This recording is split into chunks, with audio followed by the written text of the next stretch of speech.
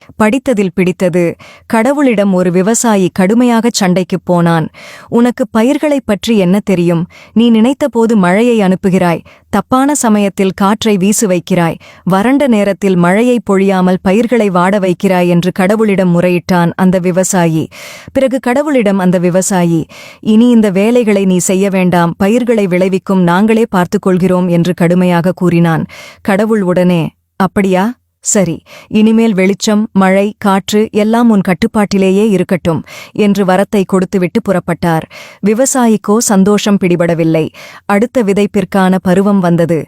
மழையே பெய் என்றான். மழையும் பெய்தது. மழையே போதும் நில் என்றான். மழையும் நின்றது. ஈரமான நிலத்தை உழுதான். தேவையான வேகத்தில் காற்றை வீசச் செய்து விதையை தூவினான். மழை, வெயில், காற்று எல்லாமே அவன் சொன்ன பேச்சைக் கேட்டன. பயிர் பச்சை பசேல் என வளர்ந்தது. வயல்வெளியை பார்க்கவே மிகவும் ரம்மியமாக இருந்தது. அறுவடை காலமும் வந்தது. விவசாயி ஒரு கதிரை அறுத்தான். அதனை உதிர்த்து திறந்து பார்த்தான். ஒரு கணம் விவசாயி அதிர்ந்து போனான். உள்ளே தானியத்தைக் காணவில்லை. மிகச் சிறிய பதர்தான் இருந்தது. அடுத்தது, அதற்கடுத்தது என்று ஒவ்வொரு தானியக் கதிராக வெட்டி எடுத்து உடைத்துப் பார்த்தால் தானியம் இல்லாமல் அனைத்தும் பதராக இருந்தது. ஏ கடவுளே என்று கோபத்தோடு கூப்பிட்டான்.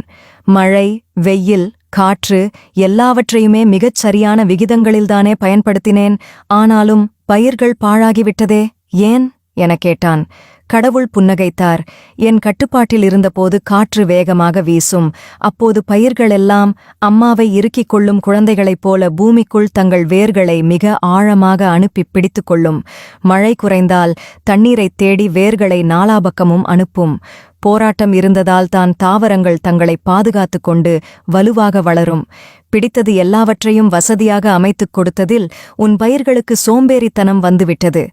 தளதளவென்று வளர்ந்ததே தவிர ஆரோக்கியமான தானியங்களைக் கொடுக்க அவற்றிற்கு தெரியவில்லை என்றார்.